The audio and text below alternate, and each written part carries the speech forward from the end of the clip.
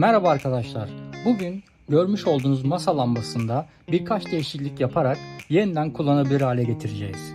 Hazırsanız hadi gelin başlayalım. Şimdi arkadaşlar öncelikle masa lambasının pil yatağına baktığımızda pil yatağındaki metallerin tamamıyla paslanmış olduğunu ve bu pastan dolayı kopmalar olduğunu görüyoruz. Şöyle bir şey yapacağız. Lambamızda 3 adet 1.5 voltluk AA pil kullanılmaktadır. Biz bunun yerine 3.7 voltluk şarj edebilir pil takacağız. Öyle kullanacağız. Bunun için de ilk önce pil yatağını temizleyip daha sonrasında bu 4 vidayı sökerek iç kısmına bakacağız. Evet arkadaşlar, pil yatağını temizledim. Pil yatağındaki paslanmış metalleri çıkarttım. Lambanın alt kapağının vidalarını söküp içine baktığımızda küçük bir devre çıkıyor karşımıza. Bu devrede 5 tane kablo bulunuyor. Bu 5 kablodan 2 tanesi yani kırmızı ve mavi olan kablo bataryanın artı ve eksi kablosudur. Buradaki sarı ve beyaz kablo ise lambaya giden, ledlere giden kablodur.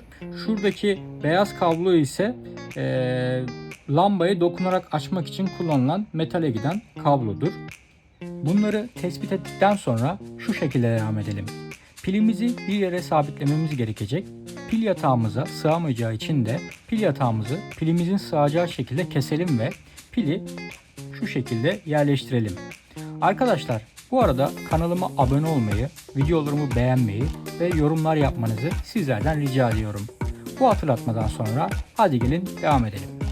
Arkadaşlar pili yerleştireceğim yeri kalem ile çizdim. Şimdi el matkabı ile belirlemiş olduğum yeri keseceğim. Böyle işlerde lütfen koruyucu ekipmanları kullanmaya özen gösterin.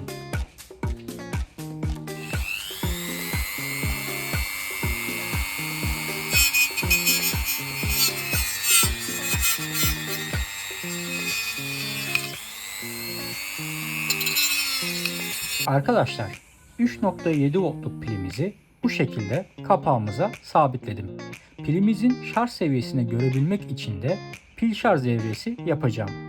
Bu pil şarj devresinde bir adet kırmızı led, bir adet yeşil led, bir adet 220 ohm direnç, 2 adet 1 kilo ohm direnç, bir adet push buton, bir adet Biren 4001 diyot, bir adet BC547 transistör ve bir adet delikli bakır plaket kullanacağım.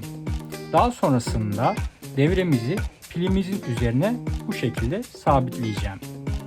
Evet arkadaşlar, görmüş olduğunuz gibi devreyi delikli plaket üzerine yaptım ve delikli plaketi kapağı vida ve somun yardımıyla sabitledim.